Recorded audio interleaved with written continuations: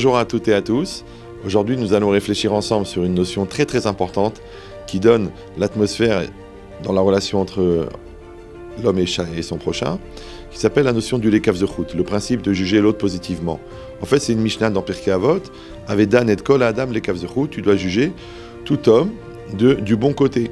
Évidemment, il y a toujours une lecture positive d'une situation, une lecture négative d'une situation. Maintenant, nos sages nous disent que, en fait, cette obligation, elle n'existe que dans le cas où il y a une ambiguïté.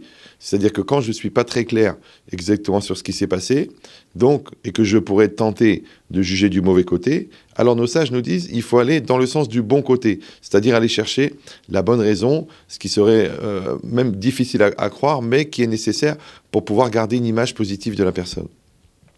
Maintenant, il se pose une question, c'est que le langage lui-même, Avedan et kol adam lekav zechut, juge tout homme du bon côté. Évidemment, vous allez être tenté de dire, mais qui t'a dit que tu as le droit de juger? Qui t'a dit que tu dois juger? D'accord? Toi, tu es dans ta vie, lui, il est dans sa vie, chacun est dans sa vie. Maintenant, moi, je vois chez l'autre une situation qui m'implique ou qui ne m'implique pas, et que d'un seul coup, moi, je me sens obligé de juger l'autre. Et là-dessus, les Chachamim, ils viennent, ils disent « Mais tu dois juger du bon côté ».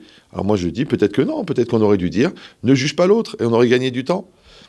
Comme si c'était une chose établie et obligatoire, que notre regard, de toute façon, il est un regard de jugement.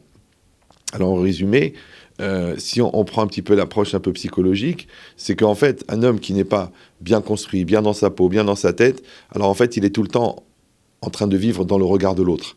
Comment l'autre me regarde, qu'est-ce qu'il pense de moi, est-ce que ça vaut la peine? Donc je suis dans une logique où je pense que l'autre est énorme et moi j'ai très peur parce que je me sens petit, ou alors je veux que l'autre soit tout petit parce que moi ça me donne l'impression d'être grand. Mais ça en vérité c'est un peu une approche déséquilibré, puisqu'on est censé être tranquille et bien et serein, et entre notre confiance en Dieu et notre confiance en nous-mêmes, on ne doit pas avoir a priori ce type de malaise. Qu'est-ce qu'ils veulent les Chachamim avec cette notion-là de juger du bon côté? En vérité, la logique, elle est que quand on regarde une réalité, la réalité, en fait, elle est juste un espace, un vecteur à l'intérieur d'une grande chaîne qui s'appelle le temps, qui s'appelle l'histoire. Quand moi, je vais regarder une situation du bon côté, ça veut dire qu'en fait, je vais lui donner un avenir. Alors que le contraire, si je la regarde du mauvais côté, je vais la figer, je vais la bloquer, je vais empêcher d'évoluer.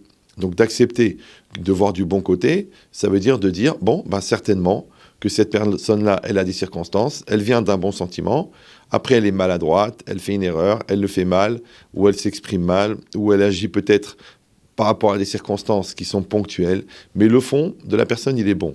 Ah, maintenant vous allez me dire, oui, mais si fondamentalement c'est le contraire. Évidemment, on va toujours garder sa dignité ou éviter des gens qui sont vraiment toxiques, mais des gens qui sont toxiques objectivement, pas des gens que moi je m'invente qui sont toxiques, parce que moi-même, personnellement, je suis rempli de complexes. Non, on parle de quelqu'un qui est fondamentalement toxique et dangereux, donc là, par contre, c'est une mitzvah de s'éloigner. Mais quand c'est une personne, entre guillemets, normale, et que moi, je vois une situation ambiguë, et encore une fois, je pourrais la juger du bon côté ou du mauvais côté, les Chachamim m'ont dit, va vers le bon côté. Le bon côté, c'est quoi? C'est le srout. Le srout, c'est de voir le tov, ça s'appelle Ain Tova, d'avoir un bon œil. Or, nous, on sait que tov, dans le langage des sages, ça veut toujours dire complet. Donc, Ain Tova, ça veut dire avoir un œil complet. Maintenant, c'est connu que le Baal Shem Tov, il dit que le tzaddik, il voit le tov qu'il y a dans l'homme, et le rachat, il voit le ra, il voit le mal qu'il y a dans l'homme.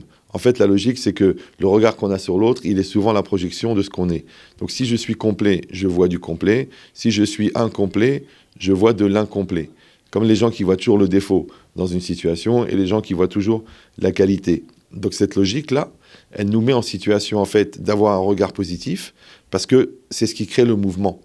Or, on sait que le mouvement, c'est le secret du monde. Même Albert Einstein, il disait que le secret de l'univers, c'est le mouvement.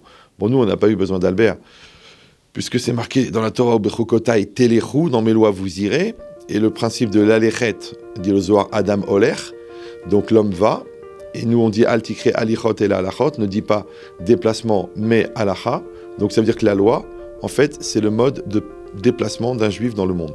Or, le déplacement, il est synonyme de mouvement, et il faut maintenir le mouvement.